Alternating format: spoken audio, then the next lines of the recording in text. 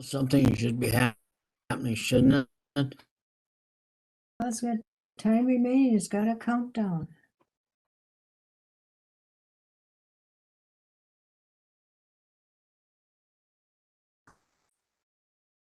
It starts at 6, right? I don't know. Jesus Christ. Well, now it's starting all over again.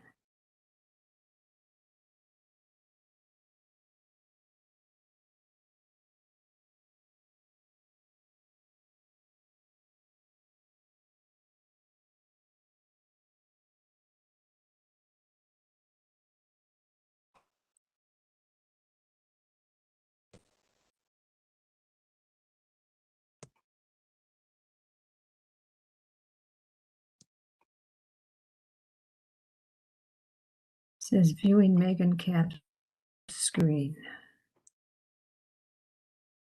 It says what? Viewing Megan Cap's screen.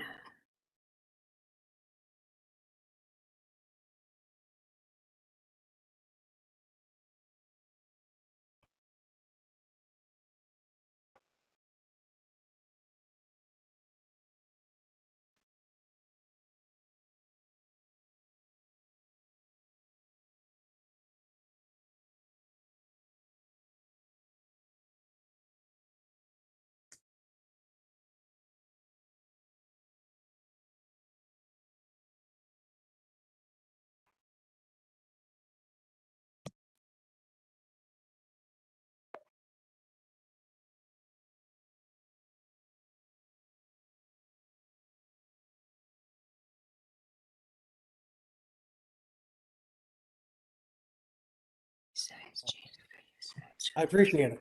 Thank you and vote yes. And also thank you very much for the putting up the EMS building and senior center. It is long overdue. Thanks. Thank you, Gary. All right, our next speaker will be Tim Heller.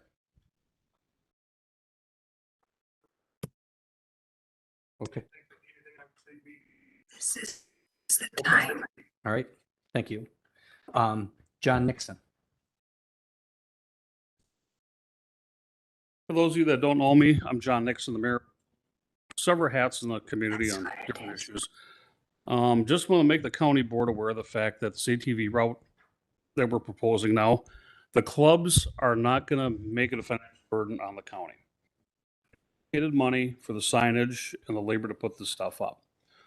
We are actually working on an ambassador program within the county with the DNR. A couple of the members have already contacted them to make that happen. Other than that, like I said, I worked it out with Brian Frymark. He's given me the numbers on how much signs we're going to cost. We've actually over allocated that money in the event that we do need extra signs. So we do have those finances are all available. So this is not going to hinder the county's budget, finances, anything like that. I have talked to Mike Lucas, the sheriff at Portage County, Sheriff Willis up in Wapaka County, Sheriff York in Adams County. And all these guys have got just about everything open. Well, Adams County is just about all opened up. Portage County is all open. Wapaka County is all open. And a good chunk of Marquette County is open.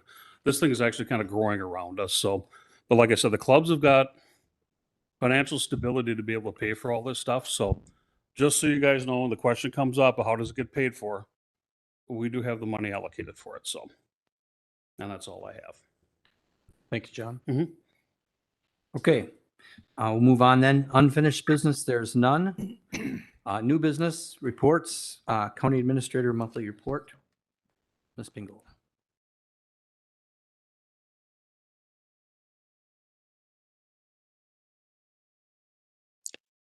Well, I'm not listed on roll call, I'm sure.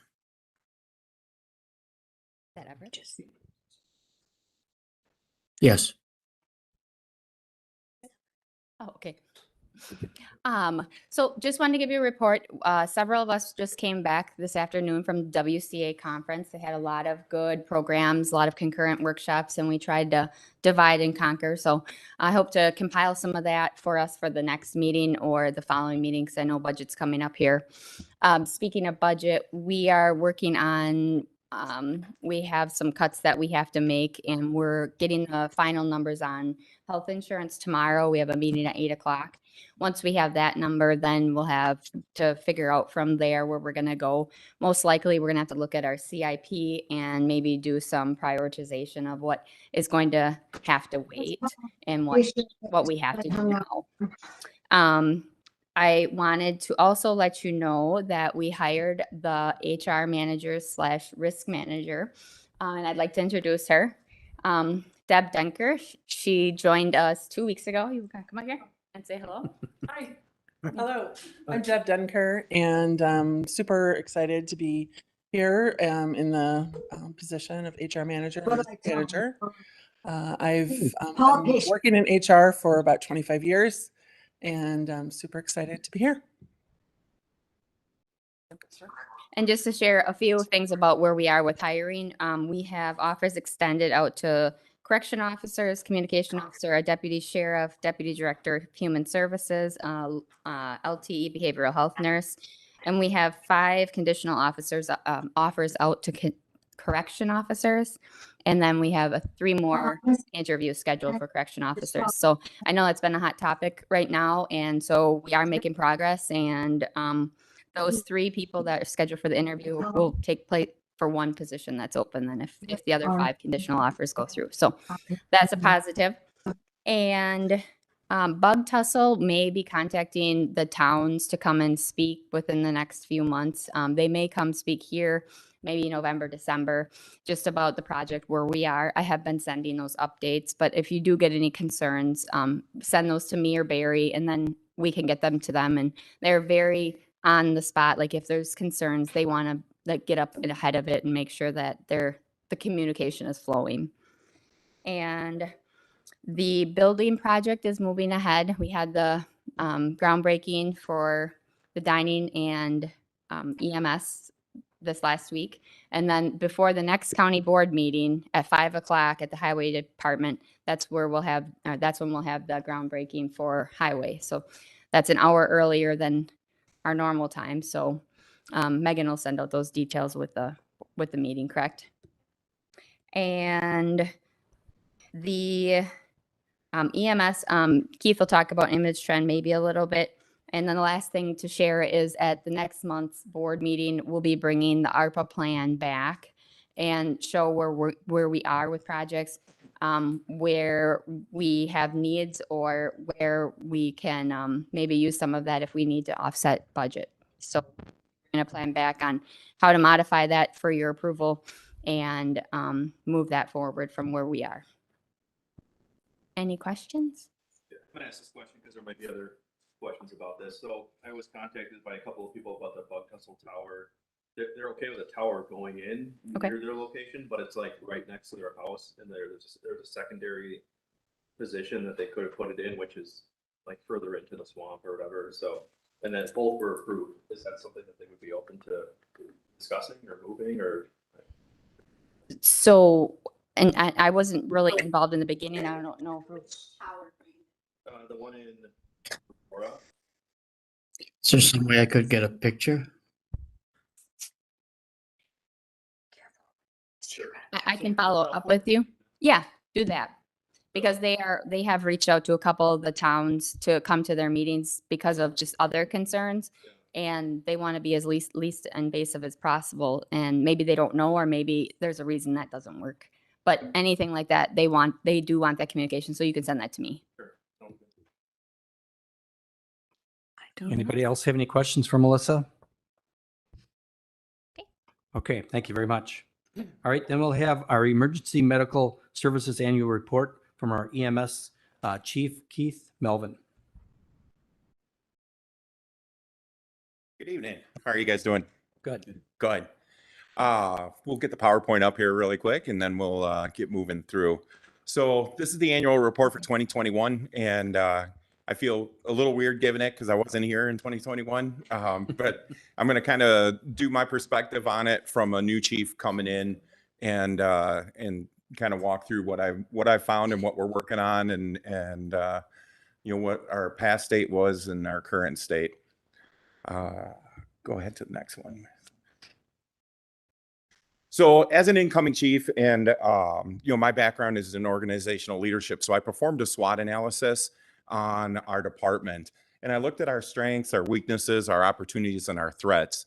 And really, when I looked at the strengths, the medical care that's being delivered by our providers is just above and beyond. They work day in and day out. They study really hard. They push themselves, and they provide great medical care. I think another strength is thankful to you guys, and that's the support of the county board and our public that EMS has in this county. You guys have backed us up. We've got great technology. We've got great equipment. We've got good vehicles, and that's a huge strength. A sustainable budget where we've got the opportunity to make enough to cover our resources throughout the year is definitely a plus. Data and reporting to the state and various other agencies have been solid, and we aren't in any negatives with that. And the foundation of the department was started. As we go through and we look at some of the weaknesses, it was started back in 2016, and things were kind of put in place, and then they've just been kind of coasting. So we've got a little work that we have to do to kind of bring things up to speed. For our weaknesses, the biggest one is there wasn't a continuing education program running for the paramedics. And as an educator myself, I immediately instituted an educational program. Some of our policies and procedures and guidelines, including the state operational plan, is still dated at 2016 was the last time it was updated with the state. So we're working with all of those policies and guidelines to bring those up to speed and resubmit those so that they're up and going. I believe the 2016 state operational plan still shows us covering Adams County with 5 ambulances. So nothing's been changed with the state since then. So I notified them provisionally and we'll be, filling out the paperwork and they making the appropriate adjustments. Another weakness was the non-traditional billing process with the reconciliation issues, and I'll kind of get back to that in a little bit. And then just the exhausted personnel from the cultural and staffing issues that we had when I came in. We were down almost a complete shift. Our opportunities is really reforging our public relations program and getting a strong replacement and retention plan in place. Continuing to move forward on a state and national level with recognition. We see our area fire departments and our emergency medical responders as joint operations, and we want to grow that relationship and grow that capability so that we can continue to forge forward with great medical care. And that's on all aspects, whether it be an active shooter, rescue operations where there's trench, collapse building from a tornado, water rescue, dive rescue. We want to make sure that we're integrating with all of those fire department operations, and we've got the appropriate training for the paramedics. And then, of course, a focus on meeting our national benchmarks. The national benchmarks are there. We want to be an accredited program. So I've looked through 2 different accreditation processes, and I'm starting to try to align the department in order for us to meet national accreditation standards. Threats that I see coming at us in the future is private ambulance growth in the interfacility market is huge. Superior Ambulance, which I was a regional supervisor for in Chicago, so I definitely know their game, their playbook. They're coming up the whole east side of Wisconsin, and their whole business is interfacility transports. They don't like 911 because 911 typically isn't. You might get paid, you might not get paid. Interfacility transports are covered by insurance, Medicare, public aid. That's their game. They like that. So our interfacility transport market is decreasing. Critical care technology is expensive. When you start looking at ventilators and things that, we use for art lines and those types of things, keeping that technology up is an expensive venue. Our current billing issues from our current vendors is definitely a threat. And then retention. I don't ever want us to be back into a position where we had that many openings. And so we need to kind of think outside of the box. Our younger paramedics, they think differently. They have different work-life objectives. So we have to think a little bit different. And I think Melissa's been really supportive on alternative staffing models and making sure that we can meet some of those needs for retention. So when I came in, we were 8 positions open. Now we are fully staffed. We do not have an open position. We're still taking people in as part-time and creating an eligibility list. Right now, we have 6 currently sitting on an eligibility list waiting for full-time employment with us if a position opens. We did a little bit of a restructuring on trying to make sure we had enough tenure paramedics on the shifts to help our newer paramedics out. As we start to fill things, the younger ones are a little bit outside of this area, and we're encouraging to move into the area. I moved into Watoma. I wanted to set that example to them, and I believe I've had 2 more move into the area that are new. So, if we can kind of get them into the area so they learn the location and that kind of stuff. So I'm really excited to be full staffed and be able to build the department. So this is what Melissa kind of referenced in last year. They made the decision to go to ImageTrend for the EMS billing, and ImageTrend has a robust EMS billing program. However, when we did it, the contract was kind of half and half, to where we retained some of the process here and some of the process was done by ImageTrend. And when we lost that full-time position, there was a loss in clear roles and responsibilities of who was supposed to do what in the processes. So there was a miscommunication. We were receiving funds here, they were receiving funds there. They weren't being notified that we were receiving things. So it was just a complete lack of communication. I believe in April that was kind of picked up on, and they changed the process, and it's been going smoother since April as far as the current process. But then that came into account with the reconciliation process. So when we had to go through our audit, it made it very difficult for ImageTrend to say this is what was done, because they didn't know what wasn't done. So it kind of came down to the 11th hour on the audit. And EMS, I don't know if you guys know this, but EMS is actually tied to highways.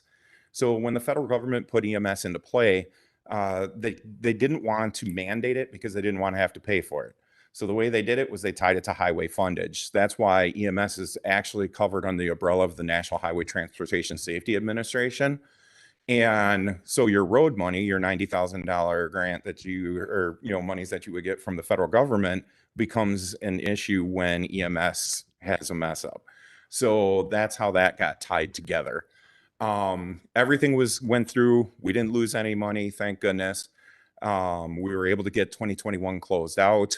However, about a month later, we called ImageTrend back and said, hey, we haven't seen anything since, and they're still working on trying to get January closed out. So here we are at almost November, and the process still isn't fixed. So we're going slow. We're working with them. We're having monthly meetings. We've got our finger on the pulse. Sarah knows what she's got to get done. We've been talking with the auditors. I believe they're back in November, correct? Yeah, weekly meetings with them now. So, the talk with that is, do we stay with the system if we can get it completely fixed, or have they lost their credibility at this point? We look at another billing system.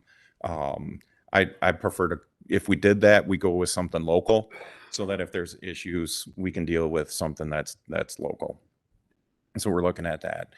As far as our operations and administrative policies, like I said, the clinical guidelines were outdated with the operational plan. The clinical guidelines are what the paramedics use for what medications they can use and that kind of stuff. That hasn't been updated since 2016. Every year I sit on the state board, and we approve as a state board in DHS EMS. The subcommittees put stuff forward, and I'm on the educational one, of new medications that we think should be used. The PAC approves them, the board approves them, and then we can use those every year. Those are updated. So if you're not looking at redoing your clinical operating guidelines yearly, you can quickly get behind on the medicine that you're doing for people. As in, there's more stuff that we can do. So we're working right now with Dr. Voskel from ThedaCare. We've already got a framework. We're going through the pages, page by page. We're looking at the medications that we want to do, the medical techniques. Then we'll put them through him. We'll have the discussions with him, and then we'll go ahead and approve them and move them forward. That should be completed by December. Outdated department policies and procedure manual. I'm currently writing. There was a lot of things by email and not actually in a policy or procedure. And when you're dealing with a department that has union contracts, I wanted to make sure that we had a clear-cut department policy and procedure manual. Know the playground if you're going to play in the playground. I also wanted to define promotional process. So as we move forward, if somebody wants to move up and they want to become a mentor, which we're calling lieutenants, or they want to be a shift lead, which is we're calling the captains, they want to move up to those because those are already predefined steps up in their pay. We want to have a process that they go through instead of just saying, you know what, Mark, you were great. We're just going to promote you right up. We want to have that process to have a fair and equitable chance of everybody on the department getting those openings. The crew's been extremely involved. We formed committees. We have a public relation retention committee, a safety and equipment committee, and a QA education committee. So all of these projects are also being involved with the crews. And I think that goes a long way for retention when they have a lot of, input on what we're doing and moving forward. Continuing education, there was an outdated online program. It wasn't being used by anybody. I tried it. It was horrible. You actually had to read it. It wasn't a video. You didn't watch anything. You literally just had to read it. And I don't learn by reading. I learn by hands-on. So we submitted to the state. We got an internal education and a recertification plan going with the state. So far, we've retrained on weapons of mass destruction. With all the new paramedics we had, we wanted to do a emergency vehicle operator course. We've done a hand-heavy pediatric system. That was a grant that we received last year that was never completed. It was put into place, but the training was never done. We go to weekly training topics. We want to make sure that protocols that you might not use every single day, we want to refresh on them all the time. That way, if the call comes up and you're presented with that, we're ready to rock and roll. And then we also did a new mentor training so that we had more staff ready to train all of our new incoming staff. With the grants, we've got one part-time and one full-time EMT that's currently going to the advanced EMT course. They'll be graduating in December. And then we have one of our full-time EMTs that's going through the one-year paramedic program, and he'll graduate in June as a paramedic with us. And his plan is to stay with Waushara. He's got no plans of leaving once paramedic school's done, even though they keep trying to suck him up to Wausau. For public relations, the social media was there. You got to keep active on it. You got to keep posting. Otherwise, the algorithms go away and you don't see things pop up. So we've had an active social media outreach. We're continuing to work on CPR and AED. Pre-hospital resuscitation rates are horrible, and that's because you got to have CPR going before we get there. So if nobody's doing CPR before we get there, especially in a rural environment, the odds of having a return of pulse and having somebody walk out of a hospital successfully significantly goes down. So the goal with us here at Waushara is the more people we can train in how to do CPR and are willing to do CPR, the better of a chance that we'll have to be able to get somebody back once we get there. Again, it's a team. It's not just one part of the community. It's the whole community. We're still continuing to do the Stop the Bleed, especially with the schools, and then our Care Track program for autistic kids and patients with dementia or Alzheimer's, where we give them a radio chip bracelet, and then we can find them if they wander off. We've gone to quarterly education. This is one of my favorite things with the EMR groups. Wild Rose is hosting next month. It'll be our first one. We're doing pit crew CPR to try to increase that CPR focus with the EMR groups. We've invited every single EMR in the county of Waushara and said, hey, come get free training hours. So the chiefs have seemed to be pretty excited about this. I'm excited to be able to deliver it. It's really no cost to us. I'm teaching it. I'm salary. It's all good. Don't worry about it. We also have been attending the EMR training nights. I've been out to 4 of the fire departments now and helped out with their EMR training nights, just to kind of, this is who I am. This is my goal. This is what I want to do for you. And how can we all play together? So we've been doing a lot of the training nights with the EMRs. We're starting a Waushara County Explorer post, that's through the Boy Scouts. And we decided we didn't want to do a cadet program because then we would have to try to cover our cadets under the insurance of the county. And we didn't want to have to do that. So by going through the Explorer post with the cadets, they're covered by the insurance of the Boy Scouts. So if something happened to any of our cadets while we were doing training, they're covered under a liability insurance through them.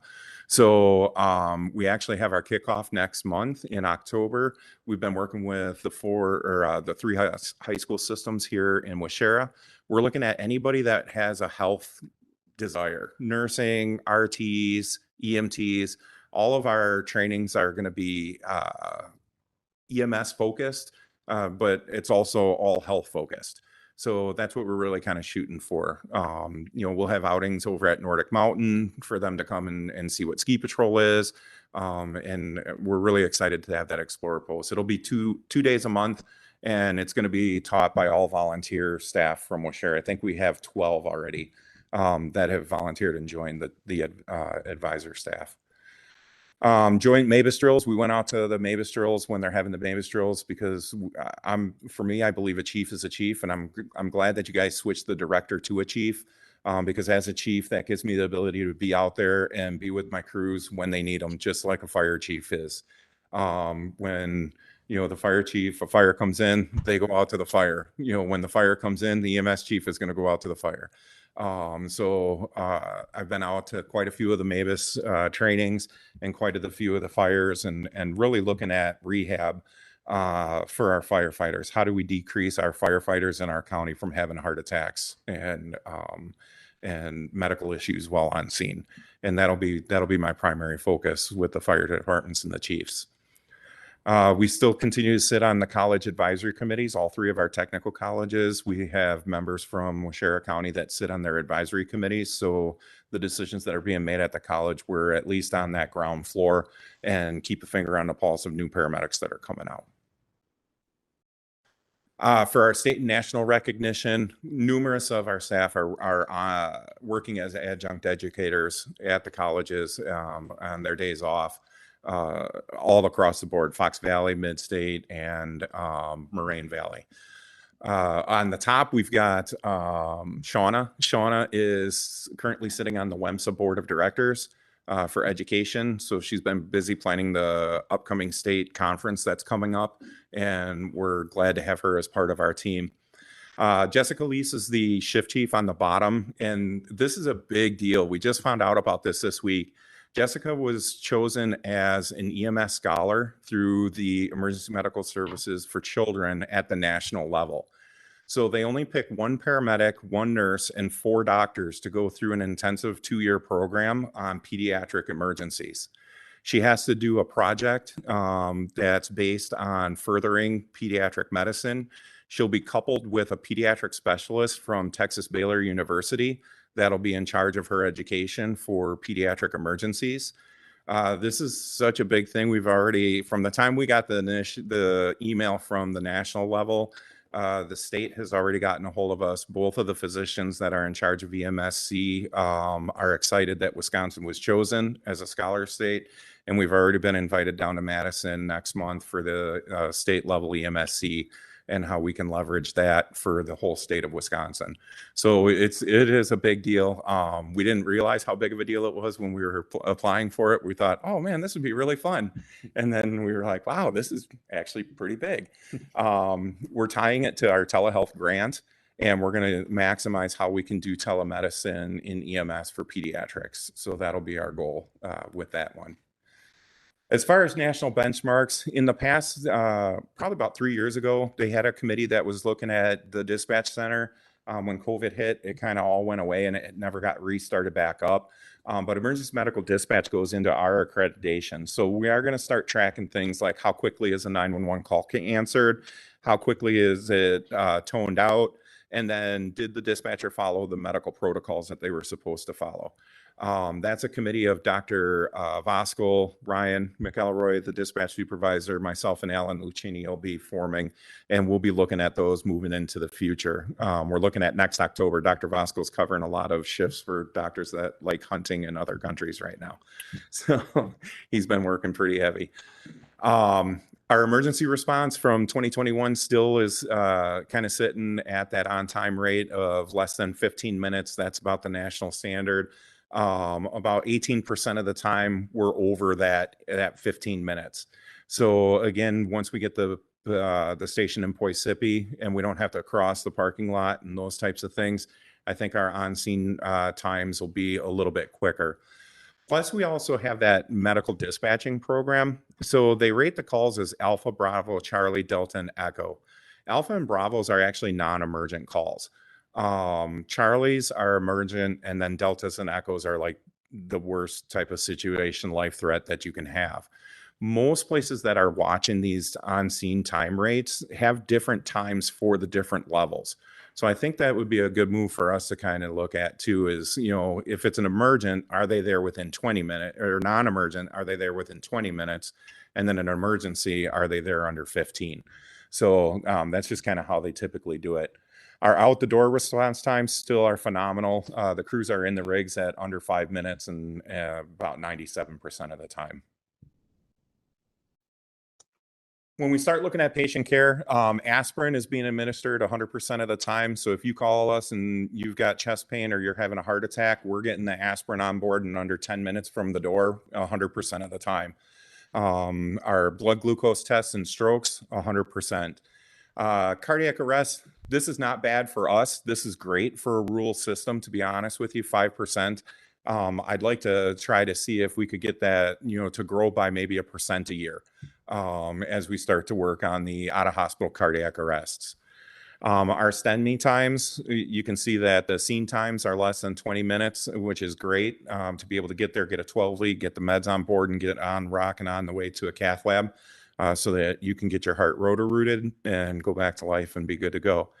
The appropriate facility, 100% of the time. So we have been able to take the patients 100% of the time to a cath lab. Our closest one from the east side is Oshkosh, and then our closest one on the western side is all the way up in Wausau, Weston and Wausau. So it's a good transport, but we're getting them there like we're supposed to. Our strokes got a little bit of work to do in the strokes. Only 40% of the time they were off the scene in under 15 minutes, and 50% arrival to the hospital within the therapeutic time. And 82% of the time we were able to take them to the right facility, which is still above the national benchmark. So we got a little bit of work to do in identifying strokes. A lot of times you can have medical conditions that mimic it. So you tend to try to figure out what's going on with them a little bit more, and that kind of eats away at some of those precious minutes. And then trauma scene times and those types of things we're going to add to our patient care assessment in order to start looking at. Our financial and billing services, our revenue collected. So in 2021, we had 3.7 million in revenues. We had 3.2 million in our expenses, so that left us with a positive of 490,000 at the end of the year. Image Trend was unable to tell me what their bill processing time is. I know it was about 75 days when it was being done in-house, looking back at the statistics that Brian had when we were doing the billing ourselves, but Image Trend was, again, unable to answer that question for me. Again, making me waver in my confidence in that company. We have been going after grants very heavily. We had the Hand Heavy one, that was our baby grant, that was for 500. The telehealth grant, the one that we're leveraging for the pediatric program, that was 250,000. We're moving into the purchase part of bringing in the equipment. And then our FAP grant we got last month, that was 31,635. And I just got notified yesterday that we were approved for the MS Flex grant at 115,520. And the majority of that's all laid out for education and equipment. So we're going to be going after some of the equipment. We are bringing ultrasounds to the field in Washera. So we'll be able to ultrasound your abdomen. We can ultrasound your heart. That was approved last year by the state. So we're going to be moving forward. We're going to be able to bring all of that medical technology up to par where we're supposed to be, and continue to be the leader in this state like we should be. Our monthly incidents, when you start looking at the call volumes are a little bit low from last year. Last year in 2021, I think it was the first year that people were out of the COVID really and getting out and getting around. We saw a lot more trauma calls.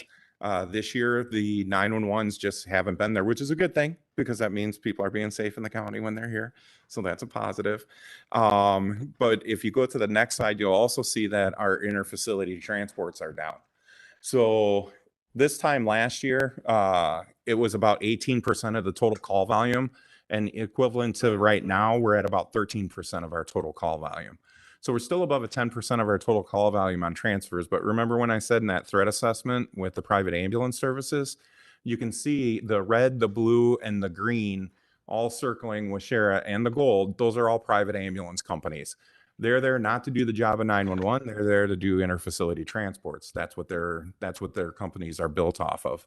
So they suck them up very fast. The other problem that we're finding is the hospital systems, because of the nursing shortages, they don't have open beds.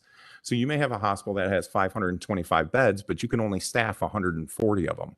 So the critical access hospitals like Berlin and Wild Rose now have to admit those patients and actually keep those patients in those facilities versus transferring them in the past like they used to.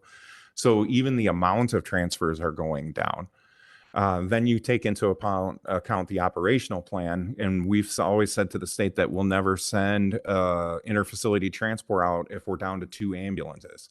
So if I have 3 ambulances up for the day, one goes out on a 911, I can't take that interfacility because our state operational plan and our agreement with DHS says that we're going to keep 2 of those ambulances in the county for 911. Nor would I want to have those 2 ambulances gone on interfacility transports. We can go really fast. I've staffed calls this week and I've staffed calls last week with additional personnel that were just coming into the office. So, you know, we do have our busy times.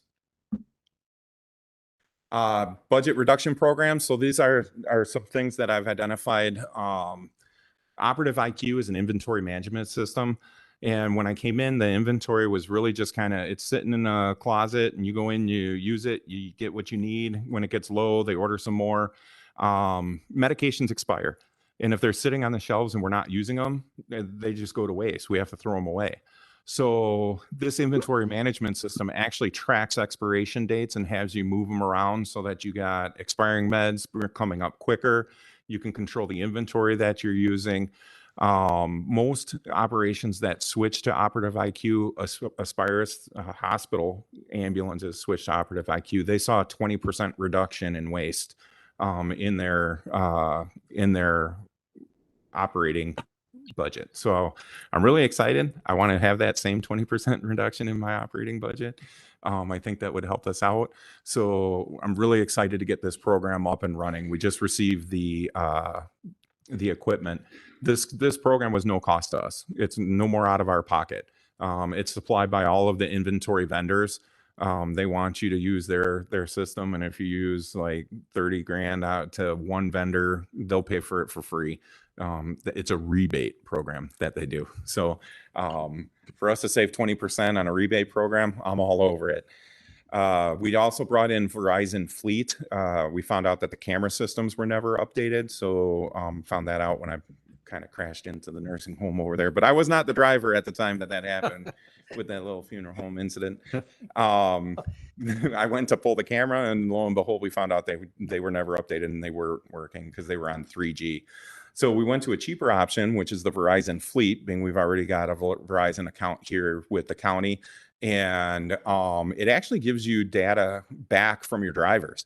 So if they're heavy on the brake, heavy on the gas, heavy on the turns, it manages your maintenance schedules based on how hard the rigs are being driven.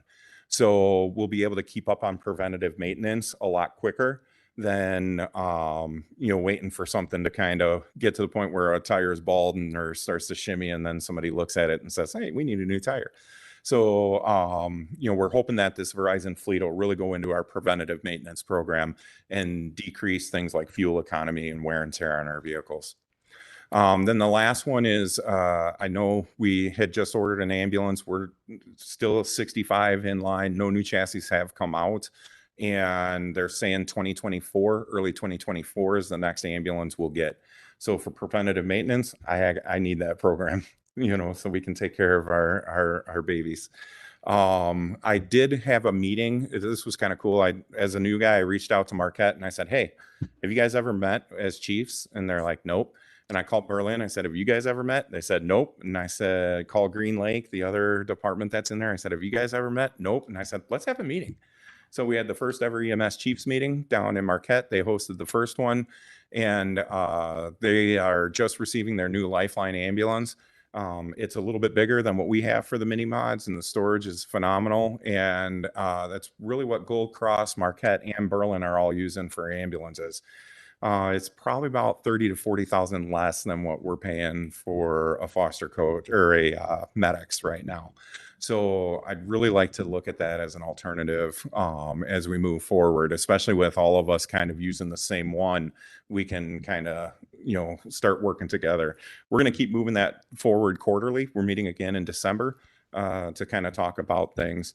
Berlin is the only other one. Marquette does not do interfacility transports. Berlin's the only other one that does interfacilities, and they're seeing issues with the decrease in interfacility also. And I think that's all I have for you guys. Do you have any questions for me? Does anybody have any questions? Okay. Yes.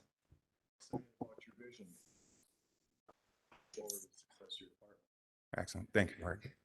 Yep, I agree, Keith. It seems like you're making some really good positive changes, and we really appreciate it. So Excellent. very good Thank you, report. Thank you. Mhm. Mhm. Okay, now we'll have our Department of Human Services annual report with our Human Service Director, Clara Voigtlander. Good evening.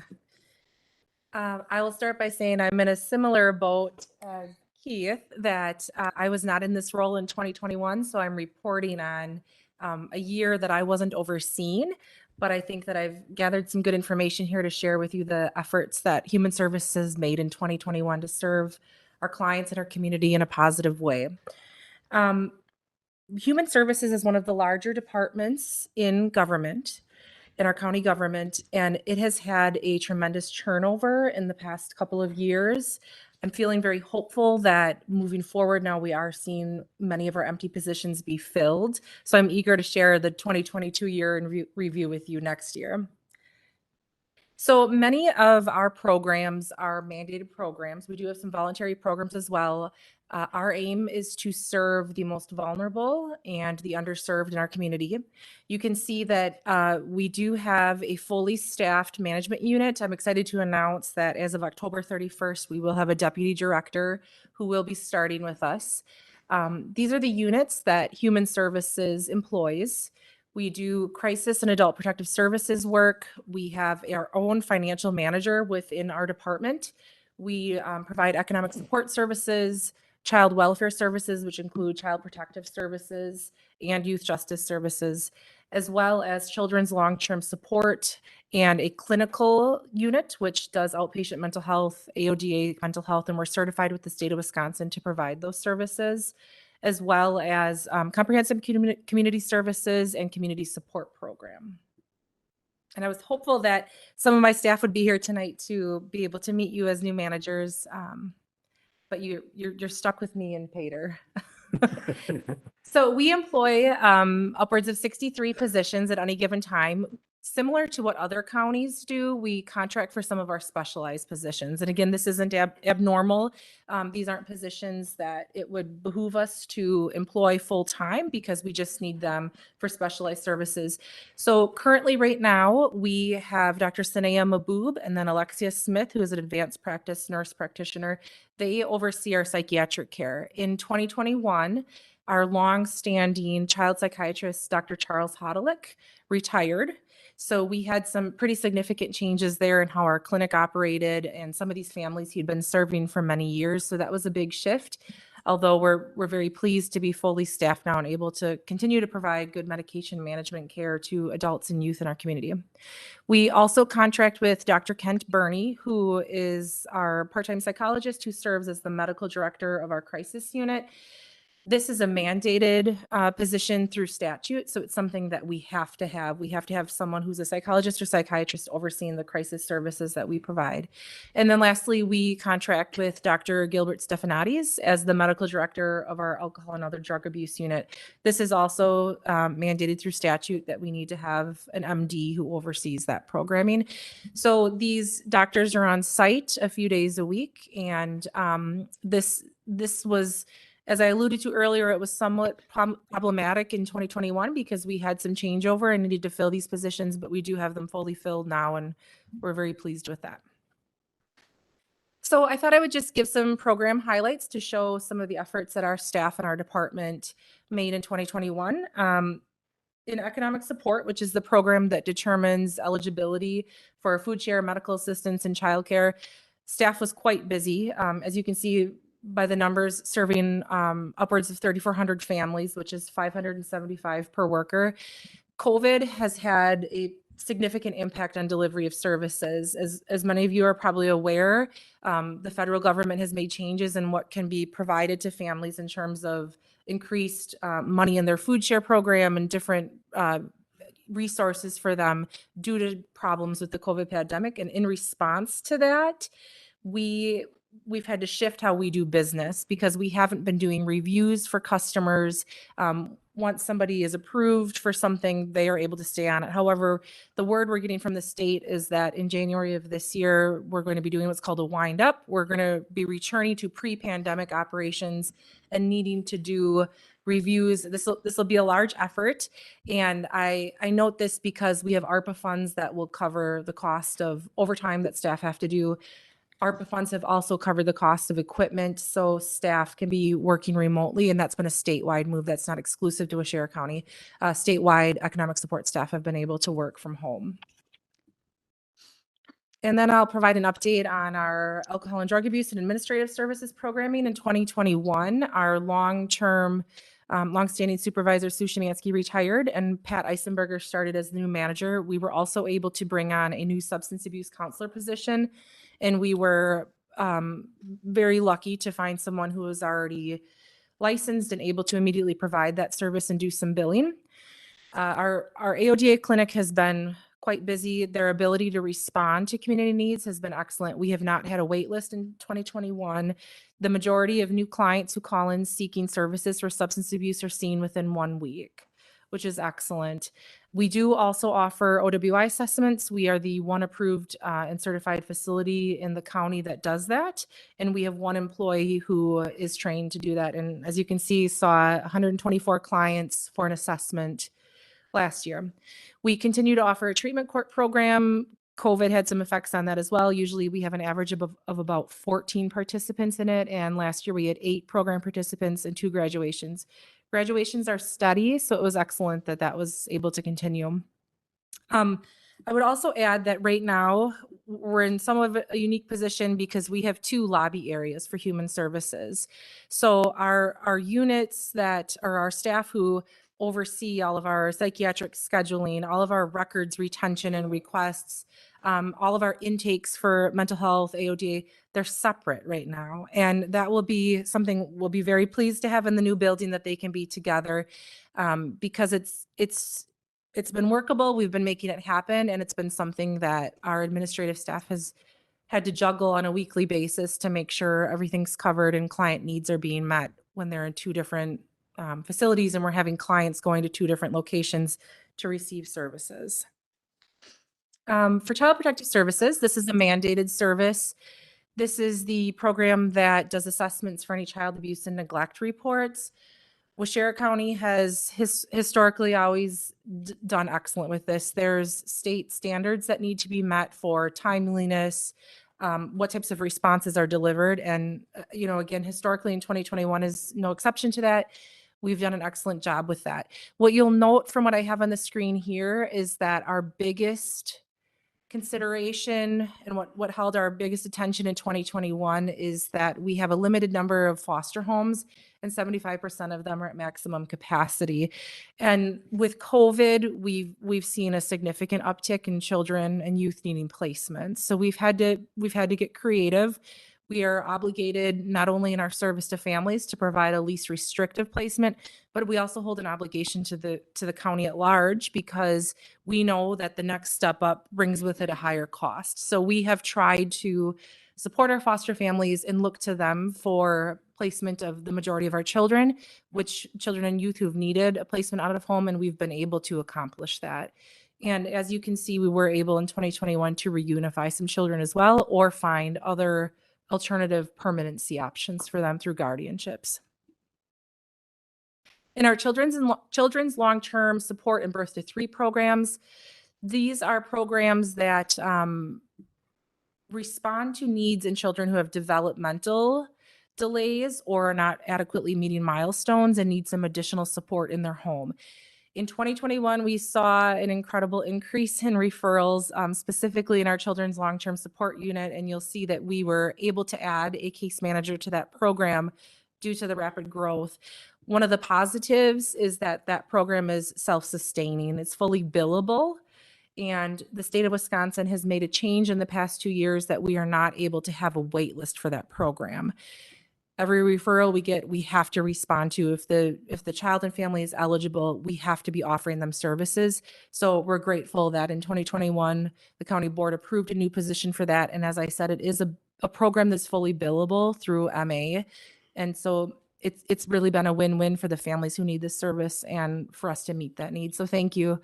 And we look forward to, in 2022, we already have approved for another position to be added to that as well, because our referrals continue to increase. And as you can see, out of all the referrals that we received in 2021, all of the children were enrolled. I would add to that too, that in 2021, we did create, under that unit, we did create a management position for that. Before those, the staff within those units were pieced into other departments, but now we've created one full children's long-term support unit. For our clinical services, this unit is just humming along. They served over 400 clients in 2021. We were able to offer a crisis slot every single business day in 2021. That is for if we have a client who has acute crisis needs, they can get in right away within 24 hours for a therapy appointment and triage and referral. And that was incredibly impressive to me, that every business day we were able to offer that.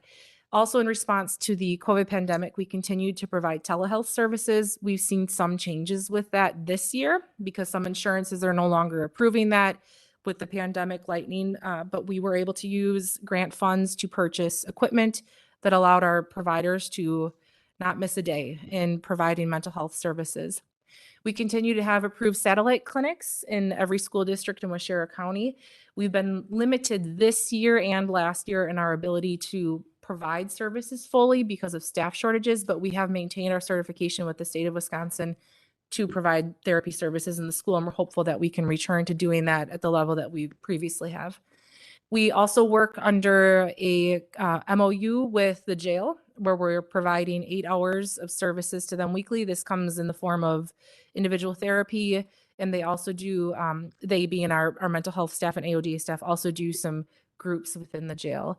It's been an excellent setup between both of our departments because we're providing this service at a reduced rate. And then we're able to work together as an agency that it fits into our budget. It serves them. We're finding that it's decreasing some of the needs that they have there. And I think I would say we're in our 3rd or 4th year of doing that. And we've expanded that since last year. And then want to talk about youth justice. This is also a unit that had some significant staffing changes. Long-term supervisor for the program, Lindsay Campbell, left, and we recruited a new program manager, Brianna Nofke. The youth justice program is the one that the board usually hears about because it's a mandated program, and it can come with costs that we can't predict or aren't anticipated, and we have an obligation to respond to them. So this is where youth might be placed in a residential facility or a higher level of care based on behavioral needs. 2021 saw some tremendous things happen. We had one youth who graduated from Challenge Academy, went on into the military, and we also had 2 youth who were in residential settings, and we were able to bring down to the next level down and have been for the past year maintaining them now in local foster homes. That's wonderful news because not only is it the least restrictive option for these youth and it helps them return to the community setting, but it also lightens the financial burden of residential treatment is expensive. It comes with a cost. So it was really wonderful to see that these two youth are now able to be return to the community and be maintained in foster homes. Our CCS and CSP, so CCS is Community Support Program, or sorry, CCS is Comprehensive Community Services, CSP is Community Support Program. CSP is a mandated program. That is the program that supports our chronic individuals living with chronic mental illness in the community. And I would add, I just want to add one piece that in our CSP unit, we have 3 staff who are our longest standing, some of our longest standing staff in the department. One of them has been there over 20 years and the other 2 have been there over 10 years. And so it's wonderful that this group of 3 staff has been very consistent in this program. They're very skilled at the services they provide. The pandemic here too had some impact. We weren't able to do as many groups and activities in the community, but we are building that back up. Historically, we've offered a cooking group, a bowling group, a coffee and craft group, a coffee club. All of the efforts are aimed at helping these individuals engage in the community that they live in. Comprehensive Community Services is a voluntary program. It's fully funded by MA, and it's recovery-based, recovery-focused, where people have a say in their treatment programming and they create a team around them. This isn't a program that they're intended to be in long-term, but it's a supportive service outside of outpatient therapy or AODA therapy to help people reach treatment goals. And that program served 34 clients last year, which I would say is about our average. So we're sticking with what we like to see for enrollment in that program. For crisis and APS, they're running 24/7, 365. It's often a difficult role to maintain just because of that. And I would say in 2021 especially, it was challenging. There was some turnover, some very serious cases that these staff respond to, and they had a busy year. You can see 430 crisis calls. They also respond to adult protective services. So this is concerns of vulnerable adults in the community being taken advantage of or not adequately cared for. And the responsibilities that these staff hold are large. They're making decisions about people's legal rights and placements. And so right now we're fully staffed. We're grateful for the staff that we have, and it's this having this in-house at the county level is not mandated. Some counties do outsource it, but then you're paying money to contract outside and you're not having a direct say in the service that you're getting.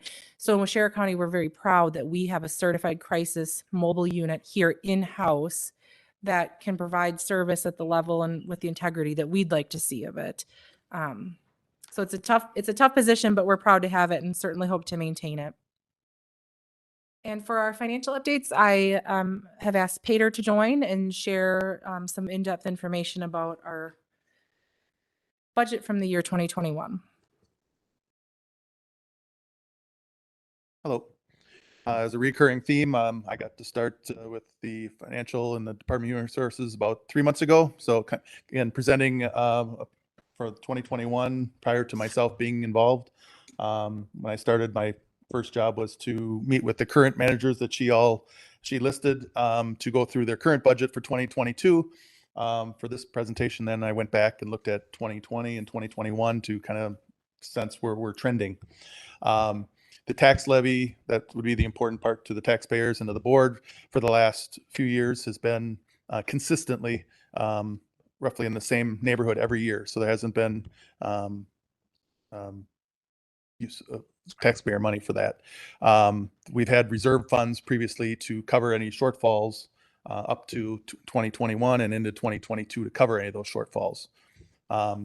Many of our expenses, as Claire has very well spoken about it, are mandated, and especially the youth justice programs where we have to pay for those items. So we have to find ways, and that's where some of that money comes into play.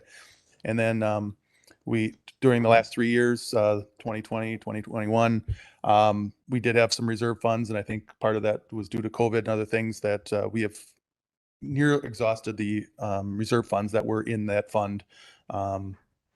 We still have some that was in the budget for this year up till, what are we in September? We haven't used those funds yet, but they are budgeted to be expired for 2022. I guess we'll go to the next slide. I think I created some graphs if you can see them. I don't know if they're big enough for everyone, but it kind of gives you a highlight of how much for our overall revenue. It's on the blue column, I believe. Each one is how much are actually billable programs. Some of the next one over is reserve funds and tax, how much comes from tax levy. And I'm sorry, the first one that you can barely see in the pink there is grants. So we're funded by grants from the state of Wisconsin. And then we also then bill outs for some of the services, and that's the billable programs. You can see there's pretty consistent for the budgets and the actuals for the last couple of years, and then for the budget for this year. And then there's the funding revenue from the tax levy. So my job is to make sure that we continue to work with the grant writers and the staff to use every dollar we can for the grants, and also then work with the managers and make sure we bill out all the hours and everything and maximize that. And then my team is the one that actually bills those out and make sure we get paid for insurance and deal with that. So that'll be the focus going forward, to make sure that we are maximizing those revenues, obviously. Peter, can I just Yep, ask you, yep. is the funding revenue, is that what you get from state? Funding revenues actually, I believe, is how I had it was, it's total of grants, billable programs, and our reserve funds. And then the difference then is what we had from the tax levy. Okay. Yeah, good question. It's actually the total. That's all three of the Correct. first yeah. three. Okay. Yep. All right. All right. Yep. I had kind of a subtotal on my list, and then I put it into a graph form. Yeah. Okay. All right. All right. Thank you. Yep. Sorry to confuse that. And the expense side, you can see where it's salaries and benefits to cover the staffing, the 63, I believe, or whatever, in the 60s. Contracted services, and then our program services, which obviously is what we're, trying to put forward to make sure the programs function. And then I did group, there's a lot of minor ones on the way down, and so I grouped them into other categories. There's a lot that goes into the other categories, but I did want to cover, they cover the travel, training, supplies, does cover some of our foster care, our audits, psychiatrists we pay for, our technology, building costs, etc. That's kind of what goes into that large number. It's an all-encompassing, but none of them stood out enough to put on their own item. But we certainly want to highlight, it's salaries, benefits with our employees that we need for this to provide these services, and then our contracted services for our shortfalls there, and then our program services. So, yeah. So moving forward, our areas of focus, I think it goes, it's obvious, it goes unsaid that our primary focus is serving our clients and maintaining a high level of service and making sure that all of the programs that we have available are fully functioning and functioning in the best way that they can. I would add to that our areas that we've tried to prioritize in 2022 are staff retention, absolutely. I specifically noted that our psychotherapy positions, we have 3 openings there. Those are hugely important. There's such a connection between what comes through our crisis units. It's a place to do referrals to other programs, assessments to our docs. So that really is a large need for human services right now. Secondly, I see having our full management team together, finally, to adequately be supporting and supervising staff. We also are working with Melissa and Deb on a pilot project to respond to mental health needs in human services, with the hope that then we can make some efforts that could be global across the whole county government system. And then lastly, part of staff retention is providing our staff with a framework of how we do good work. And similar to what Keith had mentioned earlier, putting a great deal of effort into updating and developing policies, standard operating procedures. This has been hugely important. A lot of our staff is new to the field in general, as well as just new to Waushara County. And so this is something that our management team has been working on regularly. Secondly, the financial piece, and this is something that I talked to the Human Services Board about regularly of what we're doing to respond to our financial need and how we're trying to responsibly provide services and also recoup the financial revenue that's available to us. In response to that, in 2022, we've developed a clinic work group that is comprised of myself, Pater as the financial manager, and then our clinical managers to look at our billing revenue through our billable programs to make sure that we're billing things to our full advantage, that we're doing things legally and ethically, and confirming that the services that we're providing can continue to maintain certification so they can be billed through insurance companies.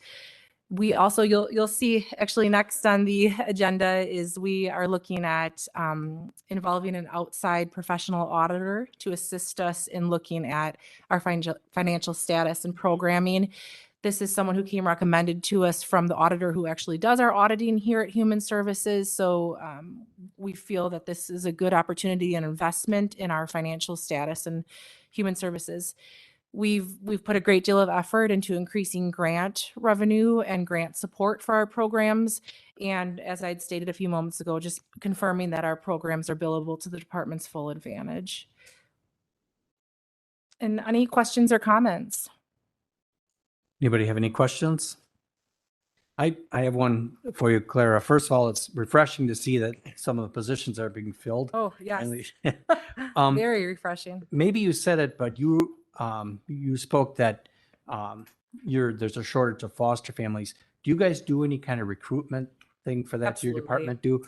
Yeah, What- so we have a full-time foster care coordinator Okay. whose entire position is dedicated to recruitment and retention of foster families. Okay. It's the state lays out the guidelines of how licensing works, and it's labor intensive and time intensive, which makes sense. There's a level of liability on our behalf for that, but as well as we need to ensure that these children that we're taking into care for a variety of reasons are now being put into a safe, adequate home as well. So it's the recruitment piece, I would say, probably doesn't get as much attention as the retention and just keeping families involved and active in providing support for when they do have children in their home. But yes, Mhm. Desiree Bellamy, our foster care coordinator, does a variety of community outreach efforts. Okay. And our biggest source of recruitment is our own foster parents. You know, if they can say they have a good experience with Washera County, that they feel supported, that they don't feel blindsided, they have full information, that's what's going to bring other people in. And we've seen that happen. Mhm. Our foster families, many of them have kind of like an unspoken group or camaraderie, and they Sure. support each other, and they've been responsible for a lot of the recruitment. Good. Okay. Very good report. Thank you very much. Thank you. I think I'll just stay here, right? Yep, 'Cause I'm that's- next. yep. Yeah, so we'll move on to the consideration, possible action, the following resolutions and ordinance. Resolution number 38-09-22, requesting money from the general fund to be transferred to the Department of Human Services budget to cover the cost of budget assistance. Is there a motion? Okay, motion by Mr. Urban, second by Mr. Bossard. Any discussion?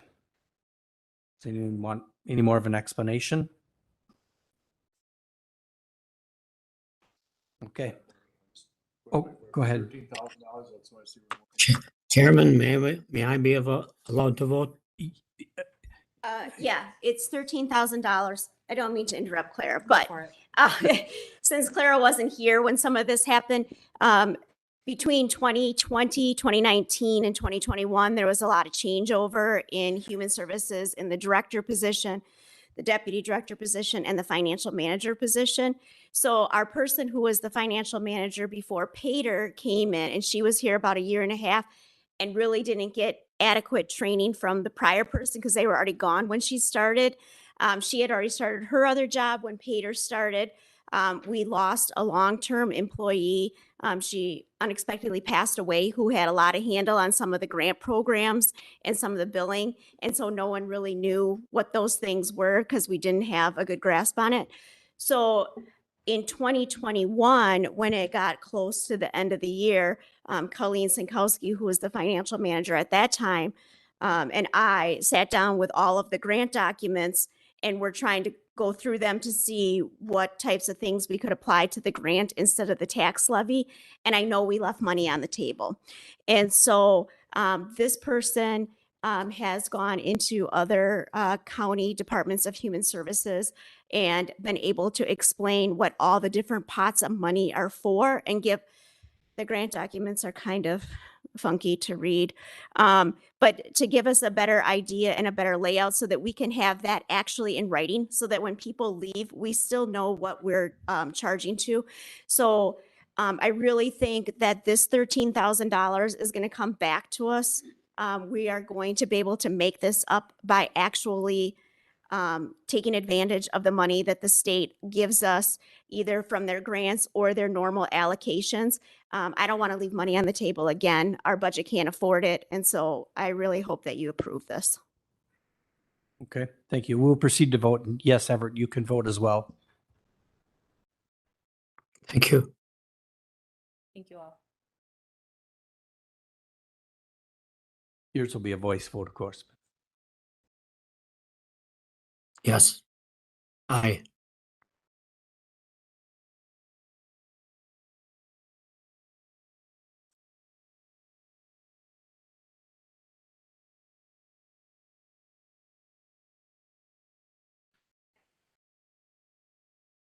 Mike, do you want to vote yes or no? No. Okay.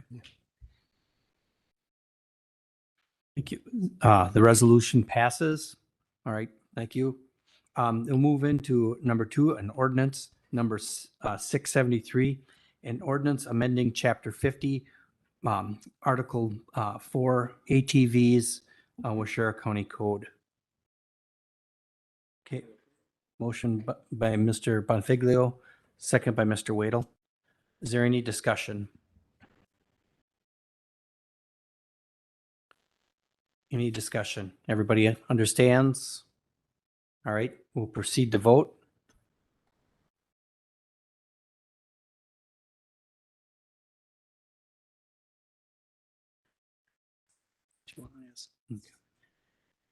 Supervisor Cap, yes or no? Eckstein votes Supervisor nay. Eckstein? Thank you.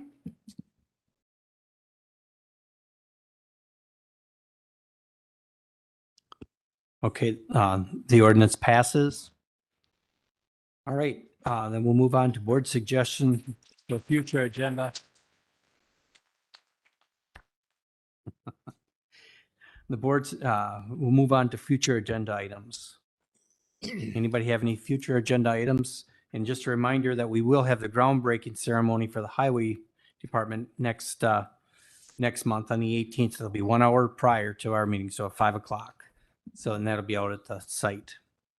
So with that, I'll look for a motion to adjourn. Okay, by Mr. Bonfiglio. I'll move. We're adjourned. Couldn't do it. I guess it's second by Mr. Yeah. I got a second.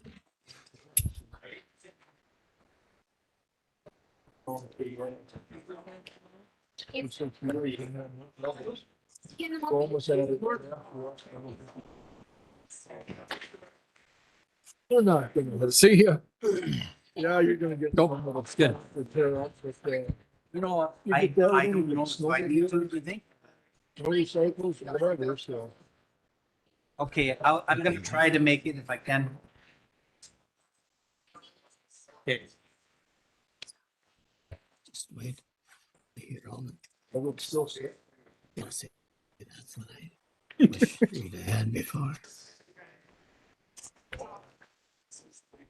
I suppose, safe and